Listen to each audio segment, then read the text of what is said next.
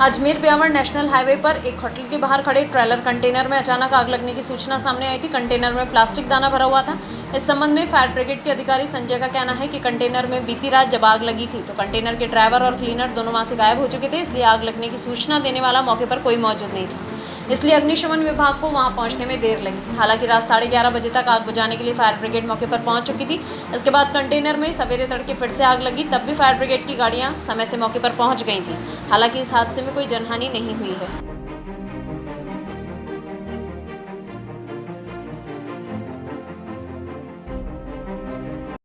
ये वैसे police control room से सूचना आई थी हमारे यहाँ पे फायर स्टेशन पे कि किसी ट्रक में आग लग रही है।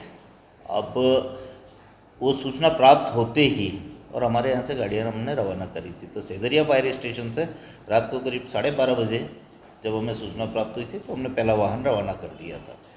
ये वाहन करीब 3:30 बजे आग को पूरी तरह से बुझा करके और वापस आ गया।